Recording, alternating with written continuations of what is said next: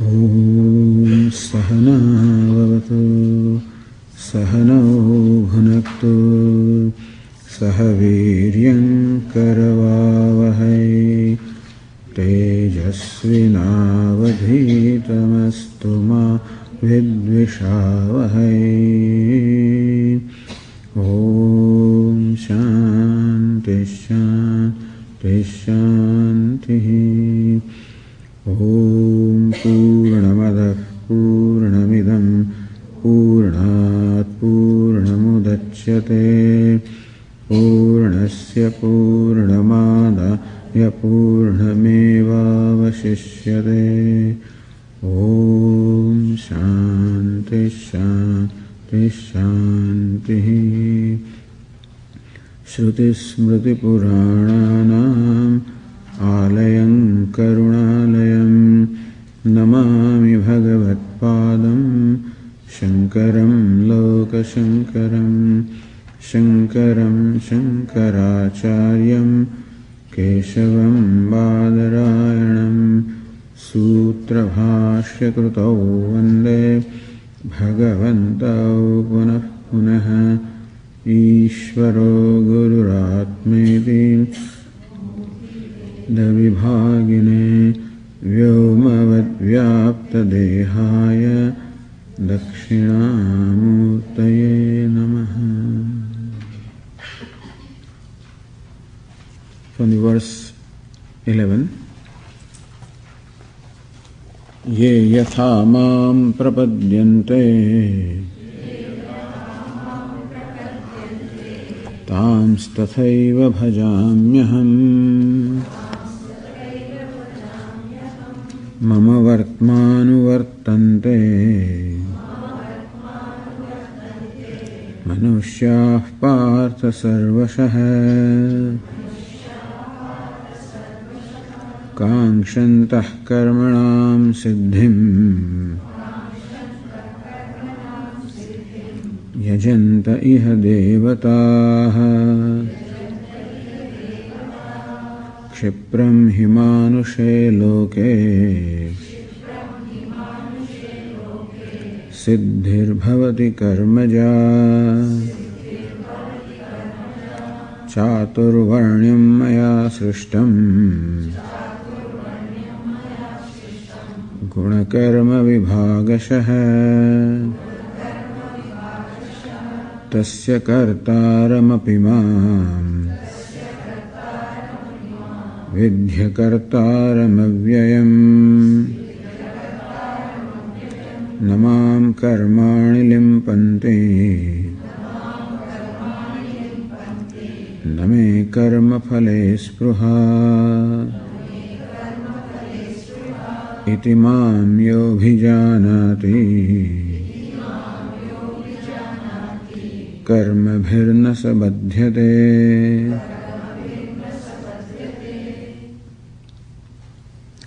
Namam karmani limpanti name karma phale spruha. Karma are the actions, they do not affect me, they do not taint me, they do not bind me. Name karma phale spruha, nor do I have spruha or longing for karma phala, for the results of the action, outcome of the action. Meaning that I do not look upon an action. Lord Krishna says that what he doesn't do, he does it constantly, he is active. It is not that he just created the world and is sitting quietly. Every moment creation is taking place, every moment sustenance is taking place, every moment destruction is taking place. So destruction of what has served the purpose, creation of what is required, and sustenance of this process of destruction and creation is going on. Therefore Lord is constantly active. So this, why is it being done? As I said, name karma phala spruha. I do not have any spruha or longing for karma phala, for the rewards of the action. So karma phala can be said to be the personal reward that I am seeking from an action. You can say that the action has two kinds of results. One is, when you perform an action, there is an outcome corresponding to the action. Secondly, through performance of an action and through that outcome, more often than not, I am seeking some personal gratification. It is the outcome that makes me feel good. If it is branded as success, well, then I feel good. If it involves some gain of some desirable thing, I feel a sense of gain. So not only do I perform an action to bring about a result, that I perform an action of building a house, that's an action. So result is the house is built. There's an additional thing also. It gives me pride that this is my house or I have built the house. And so when I take the ownership of the action and the result, then I created this. I feel proud. But Swami, I have created it. I should feel proud. Why should I not feel proud? Well, if you look at our role in doing something like building a house, what have we done in that? In fact, there are people who build the house. I haven't done anything. I have not lifted even a bolt, perhaps. No, it's my money, Swamiji. It's my idea. It's my this thing.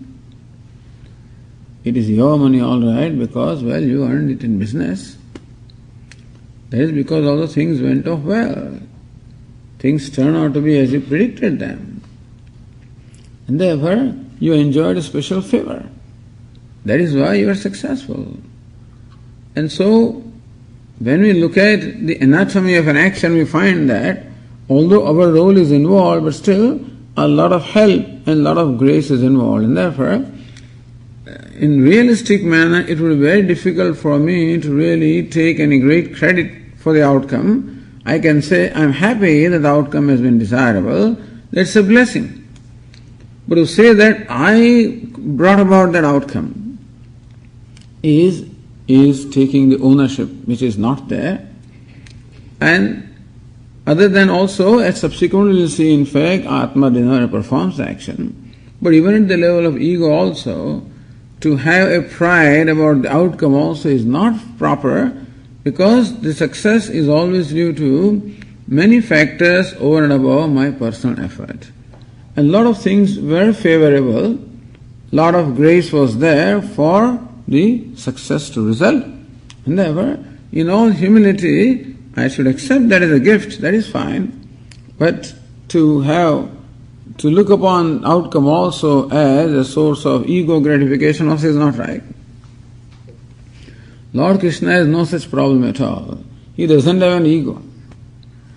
What is an ego? Ego is a sense of individuality. And that always needs its gratification. Sense of individuality means a sense of smallness, and since I feel a sense of smallness, there is a very strong need on my part to feel big, to feel good. And I feel good only when I think that I am big or I am something. So a constant need to feel that I am something. Now Lord Krishna doesn't have an ego, because ego comes on account of identifying with one body-mind complex, and that is why I say I am so and so. Since he is the self of all, he is everything, and therefore his self of I is not confined to anything, therefore there is no ego. There is nothing to gratify. If there is no ego, then there is nothing to gratify also. And that's the reason why he does not look upon an action as a means of in some way gratifying his ego or showing himself off or proving something. When I do something, I want to prove something. I want to show something. I want to display something, whatever. It's all ego. Ego wants to prove itself, ego wants to display, ego wants to be visible. So action is not only a means of producing result, but that whenever ego is connected to that action also becomes, I use an action to serve other purposes in terms of gratification of my ego. The result is not just the result, that also I use for gratification of my ego. So this is the attachment part of a binding part. Action is fine, the outcome also is fine, but then whenever I connect the ego with that, and I either look upon action or the result as a means of gratification, that is the superimposition, the thing which is not there, And this is what Lord Krishna says, keep away from. And Lord Krishna demonstrates by saying that, Namam, because I have no sense of ego, therefore I don't think that I do not, while the action is being performed, I don't have the notion that I am doing this. Or when the result comes, there is no notion that this is favorable, unfavorable, success, failure, whatever it is fine. Because he is not seeking any gratification, he is not seeking any personal reward. Name karma phalesvaha. I am complete in myself. I am sufficient in myself, and therefore I do not depend upon something else to make me complete or make me feel good, because I am complete in myself. I am good in myself. Therefore Lord Krishna says that it doesn't matter to me what the outcome is. And we'll see the attitude of wise person also subsequently, but this is how Namam karmana limpan. Therefore, we cannot blame God for whatever has been done. Why did you do this and why did you not do that? He says, Vidya kartaram avyam, I do not do anything. While things are being done, I don't have the notion that I am doing it. When the outcome comes, I don't have the notion that this is my result or this is success or this is failure. There is no such connection at all. Karma is karma, karma phala is karma phala. In no way the I is connected with that. Itimam yo vijanati, one who knows me in this manner, karma bhid nasabadhyate, he also does not affect or does not get bound or affected by the karma. Knowing, as we said yesterday, knowing Lord Krishna is knowing our own self, because what is the self of Lord Krishna is our self. What is the upadhi of Lord Krishna is not our upadhi. What is his name and form is altogether different. He is omniscient, omnipotent, that we are not. In that sense we are limited in every way. Just as a little drop of water in the size is just a little drop. An ocean is vast and therefore in size there is no comparison. But then a drop of water also is water. Ocean also is water. In that sense both are one. And therefore for the drop of water to become free from a sense of smallness, this poor drop of water can never become free from sense of smallness because always a drop. And it tries to become bigger drop and yet bigger drop and stuff. How big will it become? The only way to become free from sense of smallness, recognize that I am water. The shape and form of the drop is not my true nature, it is incidental. My nature really is water, which has no form, which has no shape. And thus if the drop knows itself, it becomes free from all the complexes arising from the identification of size. So Lord Krishna, I have no complex. I have no need. I have nothing to prove. I have nothing to show. I have nothing to achieve. Nothing to acquire.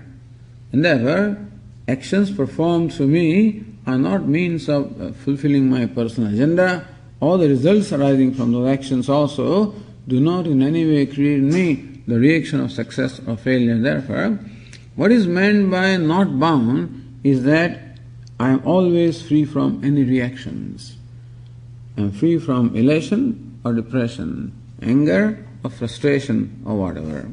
And thus, Lord Krishna enjoys total sameness, total calmness of the mind, total tranquility of the mind, total equanimity of the mind. If you look upon him as a person, then also, or Ishvara, the concept of Ishvara is there is a total equanimity, total tranquility. Iti mam yo vijanati. So one who knows the Lord in that manner, one who knows oneself in that manner, he also never gets bound by karma.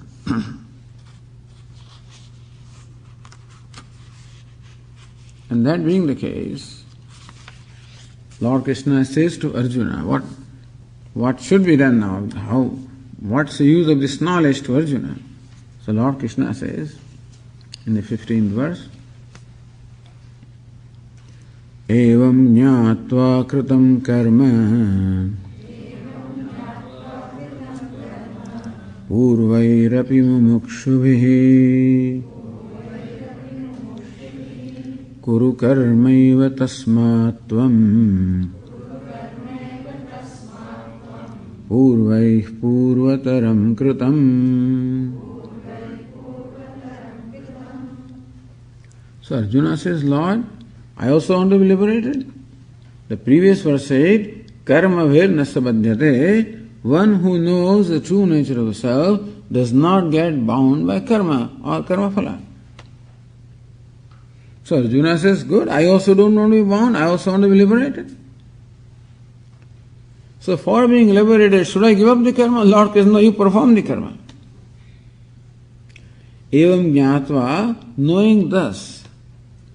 Knowing what? Knowing that in reality the self does not perform any action. And in reality the self is not affected by the result of the action. Self is ever unaffected, ever unattached.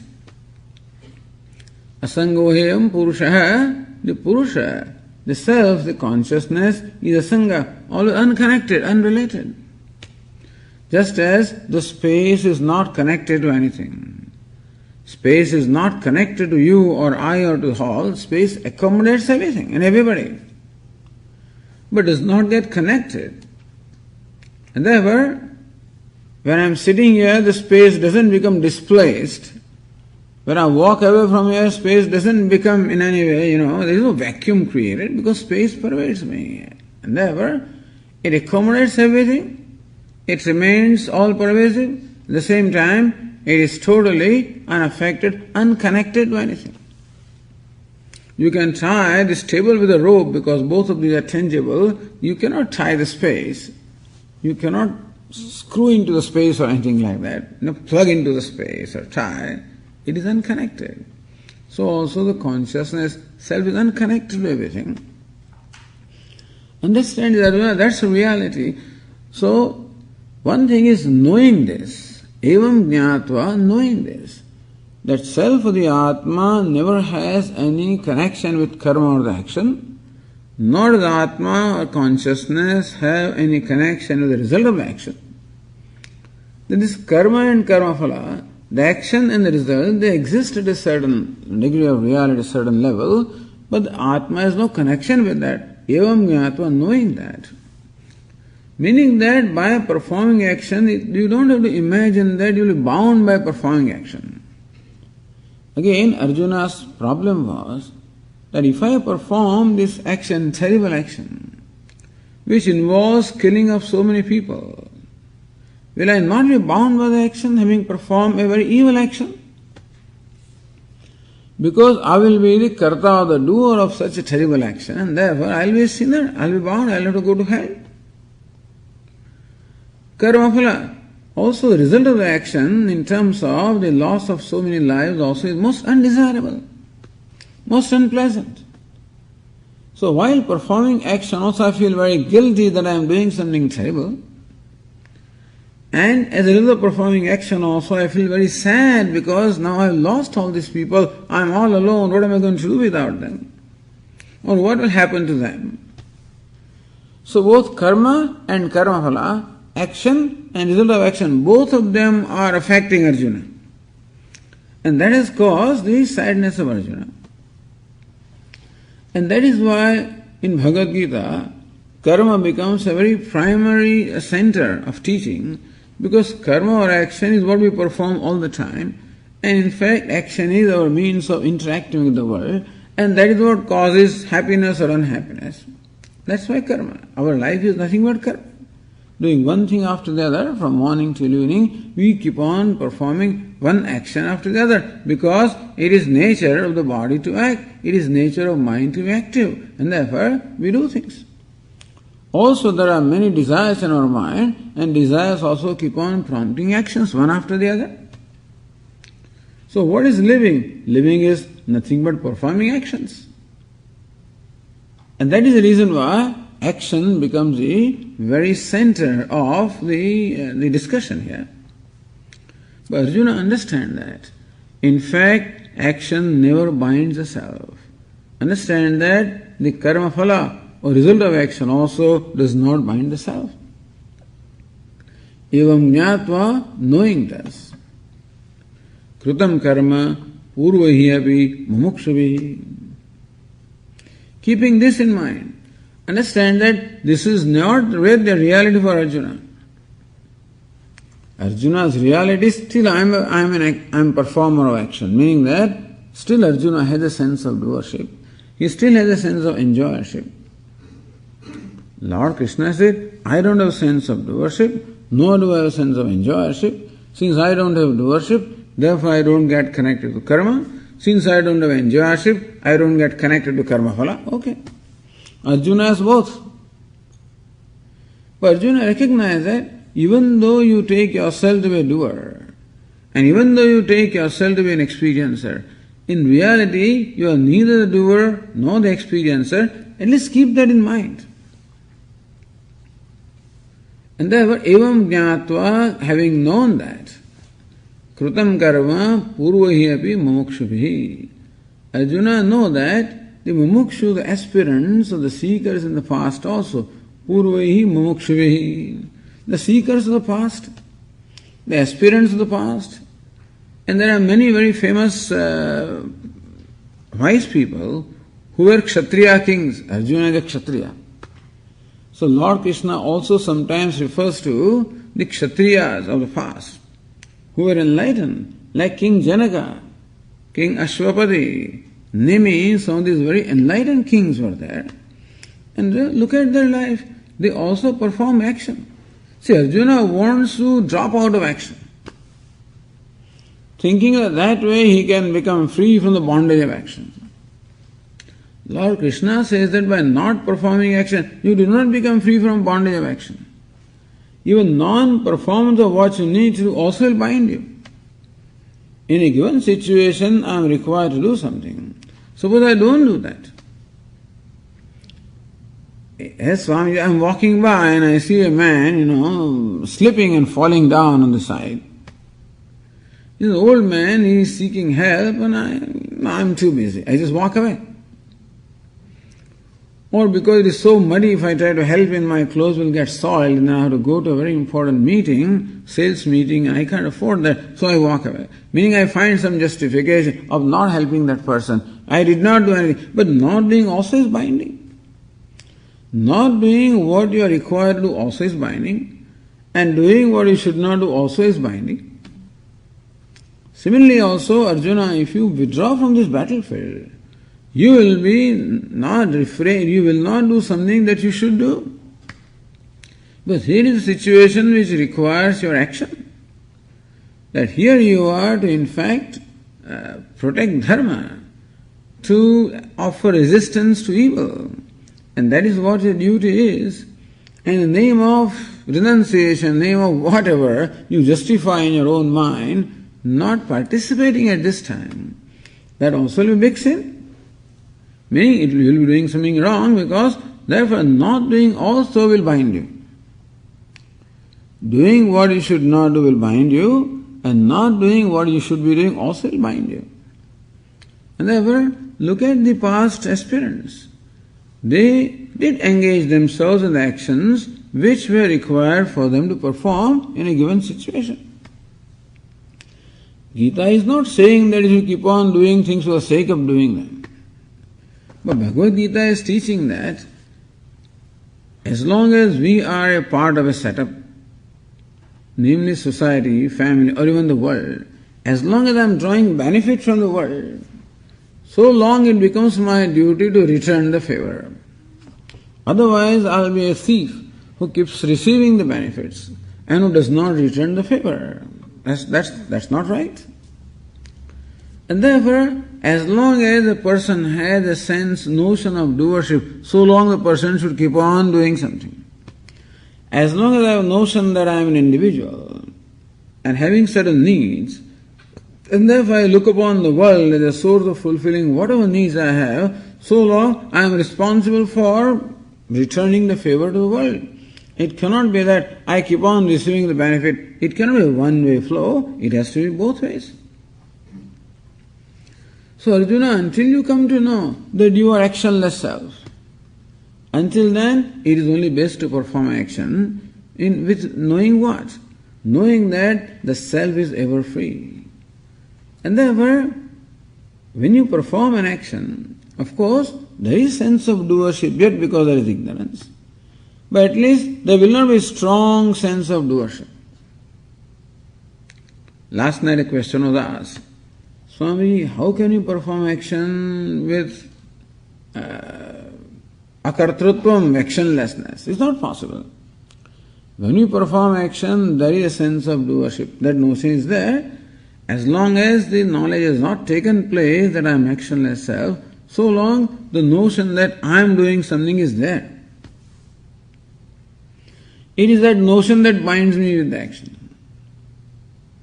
And Arjuna says that as long as I perform the action will bind me.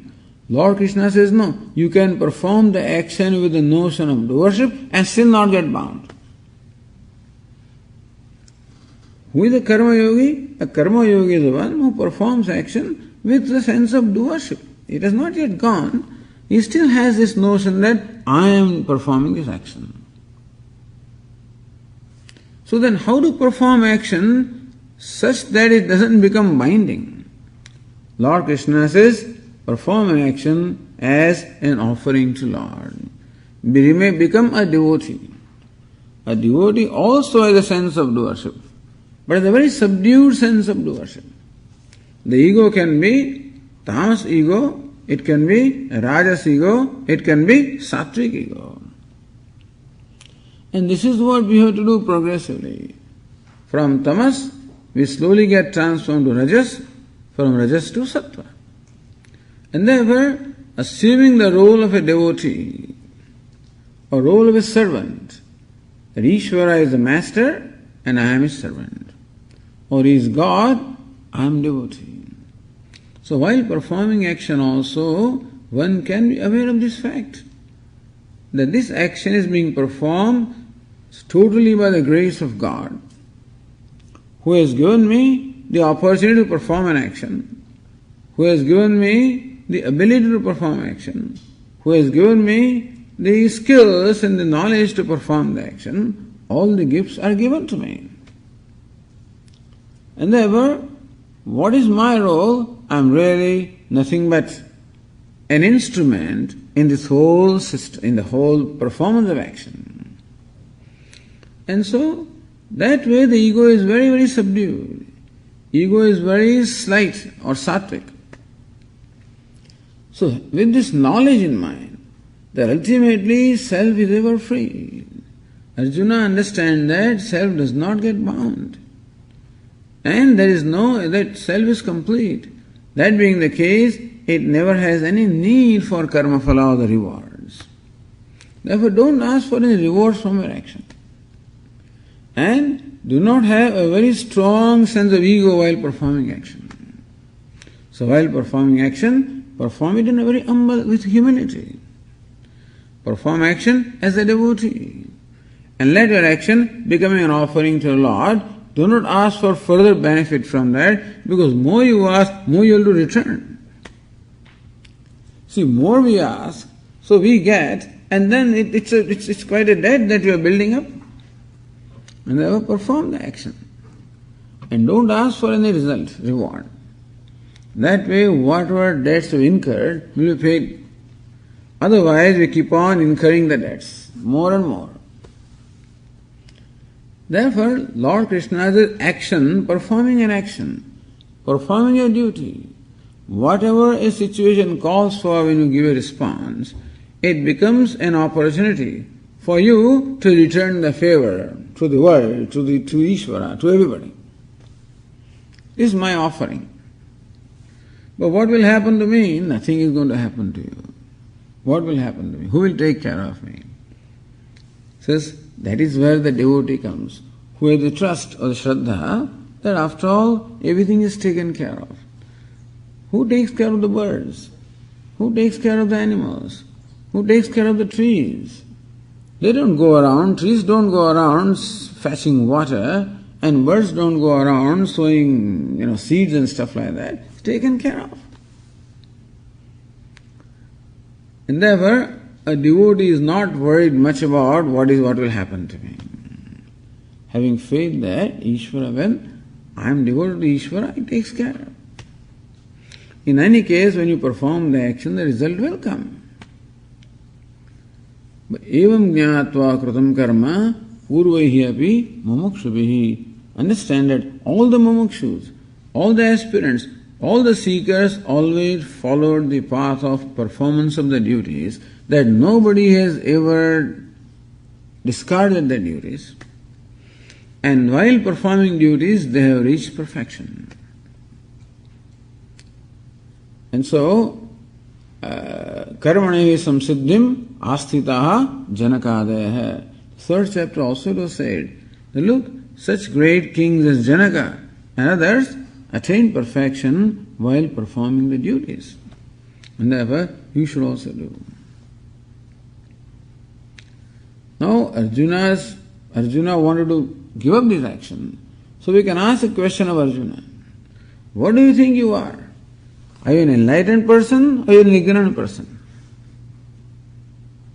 Arjuna, Lord Krishna says nobody should give up action. Even if Arjuna is enlightened, then also he should not give up action. Then what to talk of when if he is ignorant? If you are ignorant, then you need to perform action for self-purification. If you are ignorant, you need to perform action for self-purification. If you are enlightened, then you still perform action for the well-being of others. Some people say, Swami, why should I don't have any need, why should I do? You may not have need. The world has needs.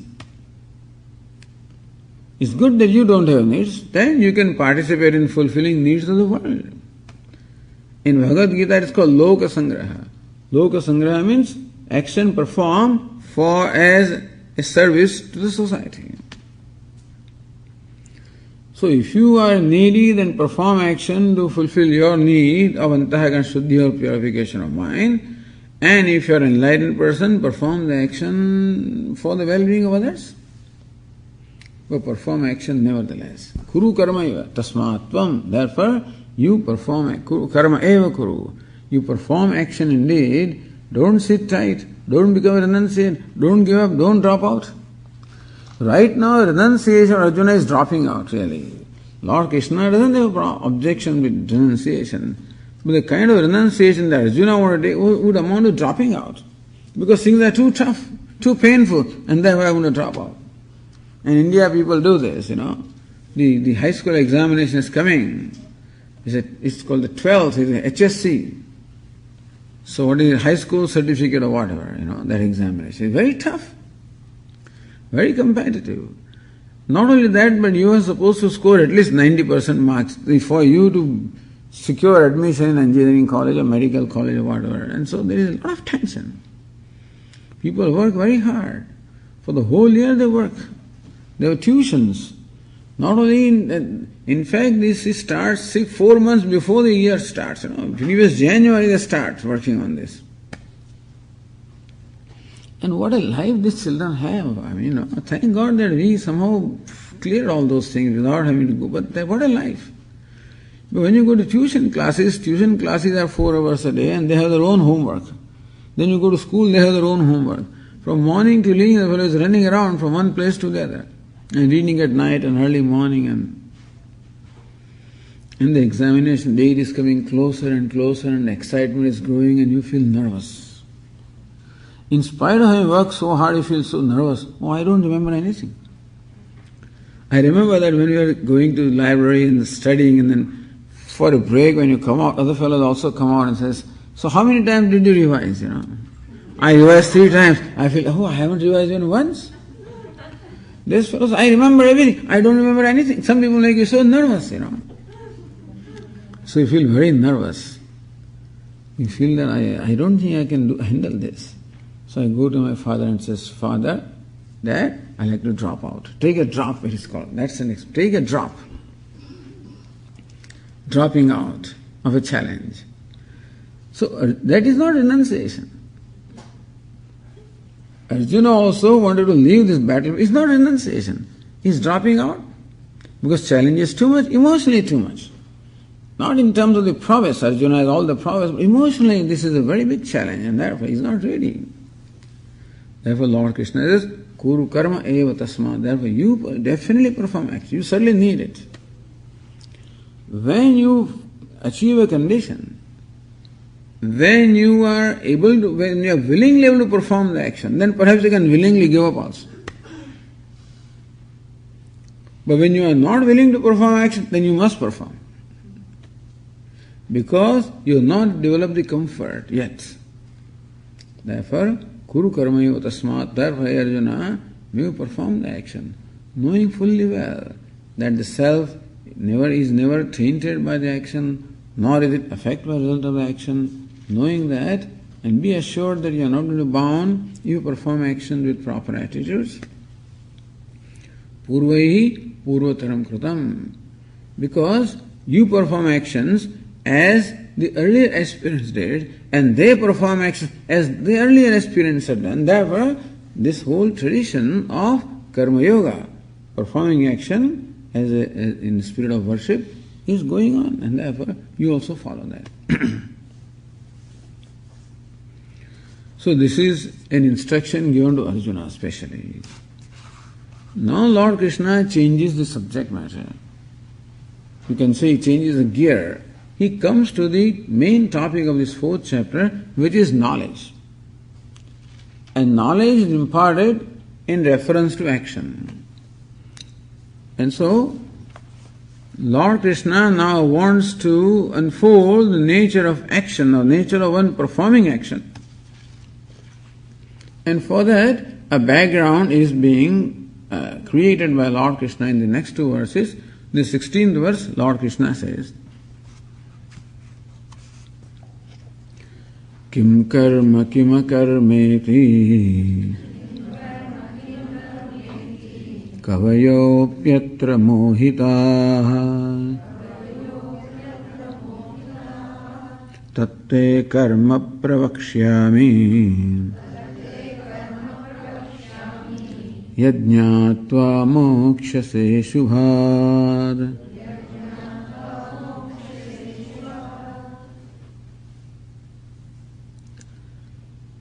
Kim karma, kim akarma iti kavayāpi atra mohitaha.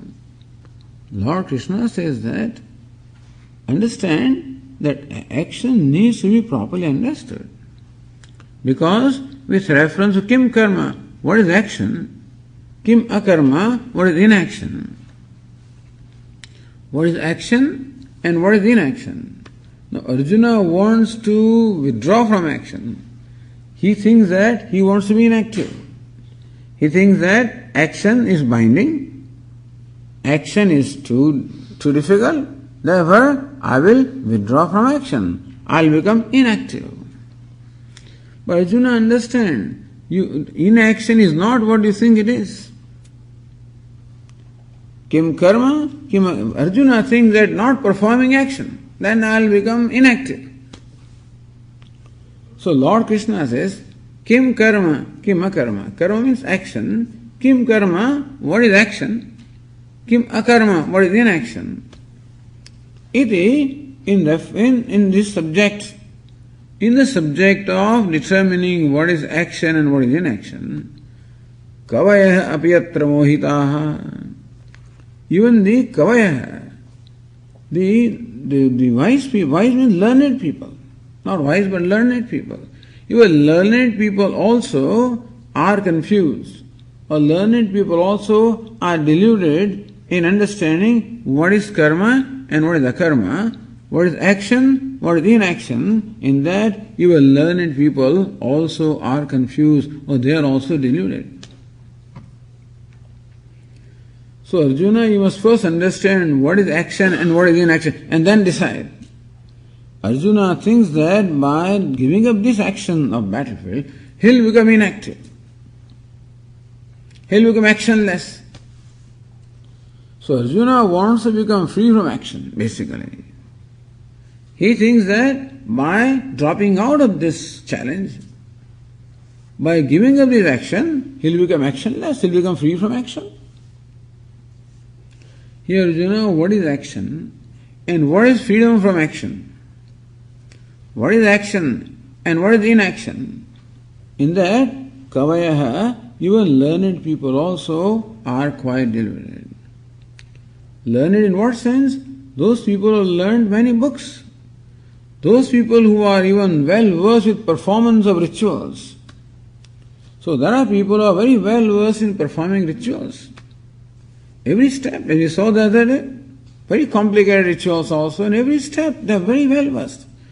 If you listen to these priests, when they are performing this homa, etc., they recite all kinds of iti kartavya, how to perform the action, all in Sanskrit they are reciting, Okay, having made an offering, now you do this, now you take water in here, now you drop it there, and now you chant this. So all these things are actually specified. All of these, in fact, they are memorized. And therefore, they keep reciting them and accordingly perform the action also. So very well versed in performing action. They know all the nitty-gritties of action. They also know a lot of analysis. Because in the Veda, there is a Vedic analysis called Mimamsa, and thus to interpret the meaning of the passages also, a lot of analytical skill is needed, and they have that. So they may have the analytical skills, they may have the skills of grammar, they may have skills of actually performing the rituals, they may be very well versed with reference to actions, with reference to rituals, with reference to even vyavahara also. Some people are very skilled in performing their, day-to-day conduct, very skilled. How to relate to people, how to, get along with people, how to get things done, in all of this, very well versed. So even people who are very skilled in performing actions, or even people who are very learned with reference to the science of action, even they also are deluded with reference to what is action and what is actionlessness. Tatte karma pravakshami. Arjuna, you want to become free from action, isn't it? Yes, sir. You better understand what is meant by freedom from action. You have a certain notion of what is meant by freedom from action.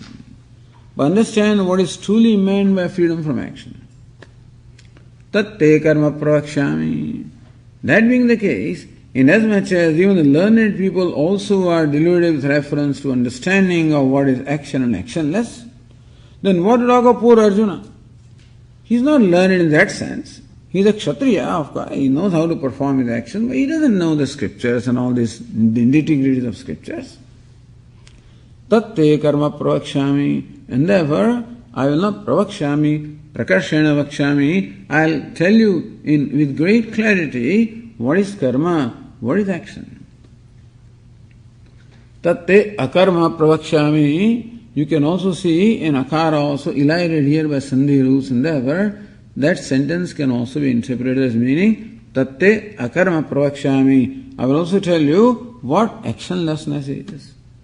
I will tell you what action is. I will tell you what inaction is. I will tell you what actionlessness is. Action, inaction, actionlessness.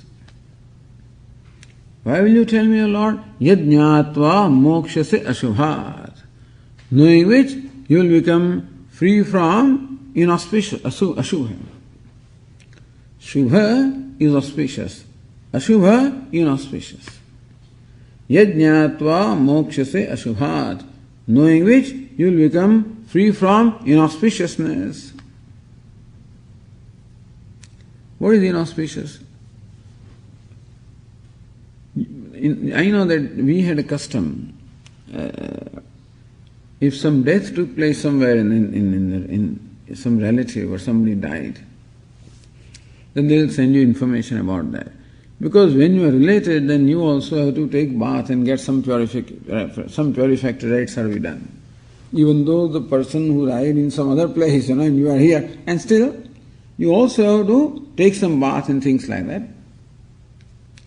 So what those fellows will do, they'll write a postcard informing you about the death of such and such person.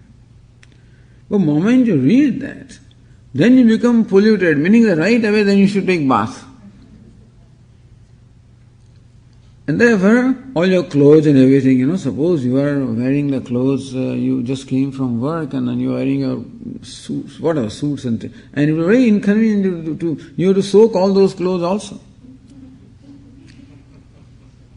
So what they would do is, at the top of the postcard there's Ashubha, they will write like that, Ashubha.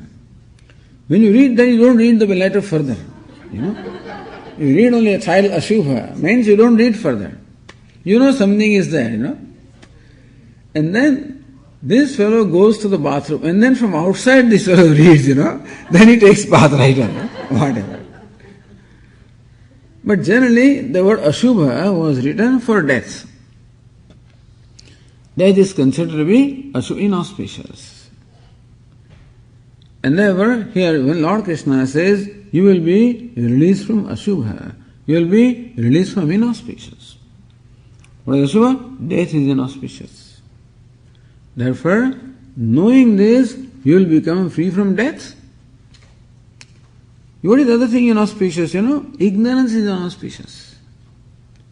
Because we do not like ignorance. We do not like to be stupid. We like always to be wise and we always like to be learned. And therefore, ignorance is another thing that is inauspicious. What is the third thing inauspicious? Unhappiness. Sorrow is inauspicious. Who wants sorrow? So those things that we do not want in our life are all inauspicious. Death is inauspicious. Ignorance is inauspicious. Sorrow is inauspicious. Lord Krishna says, Yajñātva, gaining which knowledge you will become free from all that is inauspicious. Become free from death, become free from ignorance, become free from sorrow. What is freedom from death? It's called Sat. What is freedom from ignorance? It's called Chit. What is freedom from sorrow? It's called Ananda. Arjuna, you will achieve Satchit Ananda. Thus you will become free from death, free from ignorance, free from sorrow, free from Ashubha, free from inauspiciousness, free from samsara. So that is called samsara. Samsara is that in which you keep on sliding constantly, from one ignorance to other, from one death to other, from one sorrow to other, from one verse to other. So there is nothing wrong in living. But if you are living with sorrow, or living with fear of death, or living with ignorance, then that living is nothing but miserable. Living really becomes meaningful when one is living without fear, when one is living without sorrow, when one is living without ignorance or without confusion. You see, in any situation when I am not clear about things and my mind is confused, there is a stress. What to do? What does it mean? What did he say? What am I required to do? So when that confusion is there is stress. You don't like that.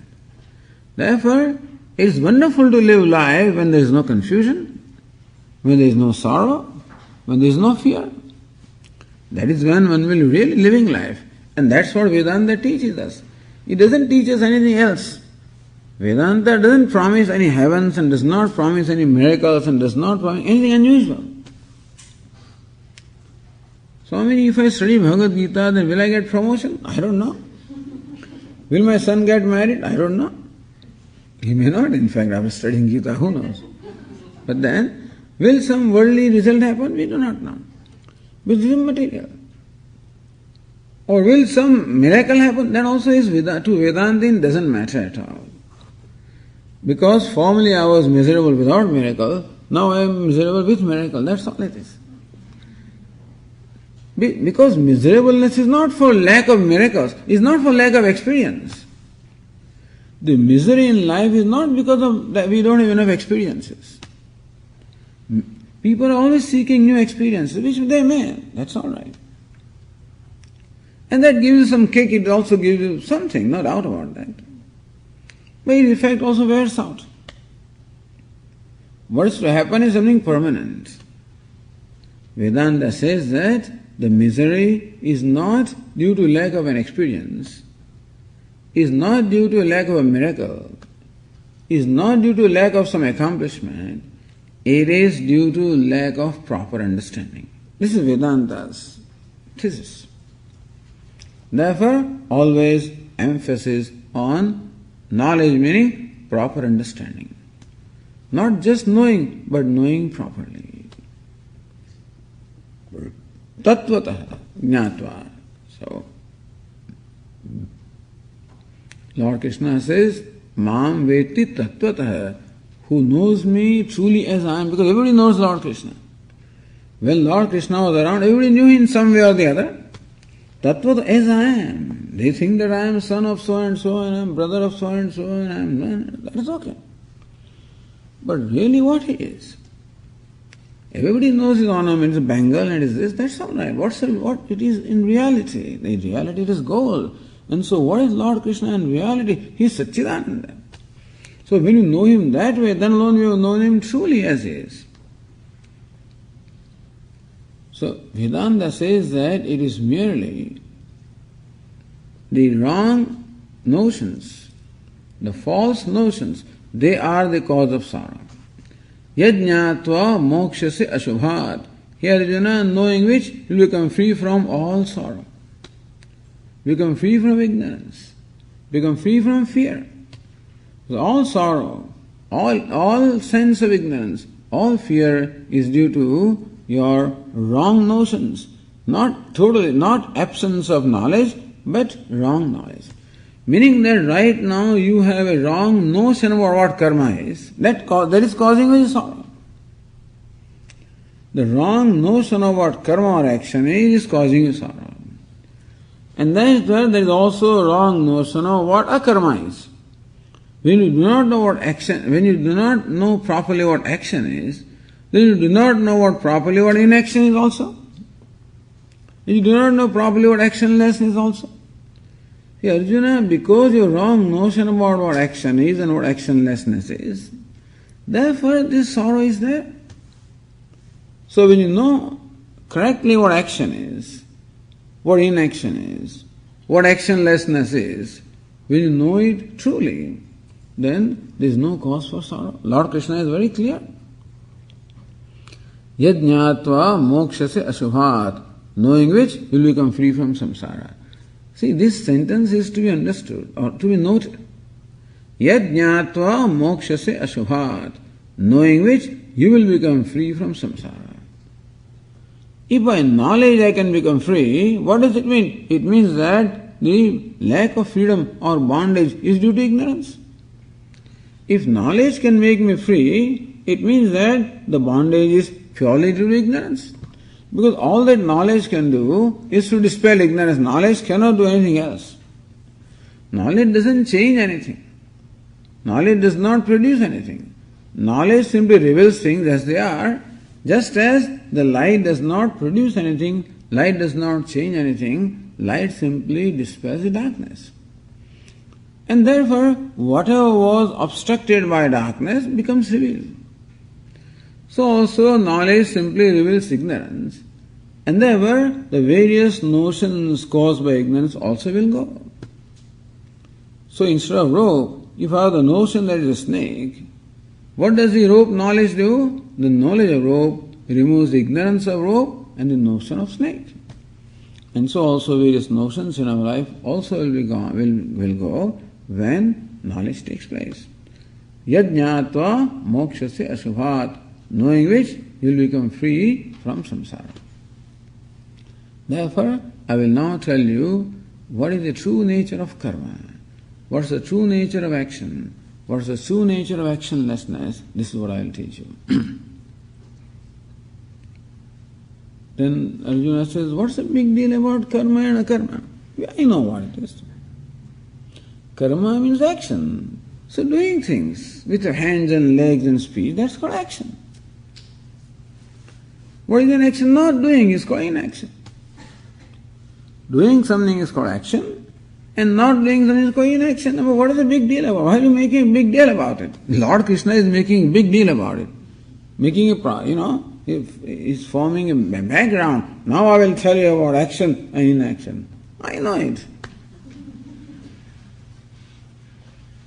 Doing things is called action. Not doing is called inaction. So what is there to know so much about it? Arjuna, don't think that it is so simple. Therefore in the 17th verse, Lord Krishna says, Karmano hyapi bodhavyam bodhavyam cha vikarmanah akarmanascha bodhavyam gahana karmano gatihi. Karmanahapi bodhavyam. There is something to understand, there is something to be known or something to be understood with reference to what karma is. Bodhavyam vikarmana. What vikarma is, that also has to be something understood about what is meant by vikarma. Here, vikarma means viparita karma or pratishiddha karma, meaning prohibited action. So what's the nature of action that is enjoined? What's the nature of prohibited action? Akarmanasya bodha. Akarma means inaction. So what is action? What is inaction? What is prohibited action? Bodhavyam. All of this has to be known. Why? It is not what you think they are. Gahana karmano gatihi. The nature of karma is in fact gahana, inscrutable. Inscrutable are the ways of action. And therefore, what action is has to be understood. With this background then, Lord Krishna will proceed to tell us what the nature of action is in the following verse, which we'll see. Om Purnamada Purnamidam Purnat Purnamudachyate Purnasya Purnamadaya Purnameva Vashishyate. Om Shanti Shanti Shanti. Shankaram Shankaracharyam Keshavam Badarayanam Sutra Bhashya Krutau Vande Bhagavantau Punah Punah Ishvaro Gururatmedi Murti Bheda Vibhagine Vyomavadvyapta Dehaya Dakshinamurtaye Namaha. Om Shanti Shanti Shanti. Hari Om. Shri Gurubhyo Namaha. Hari Om.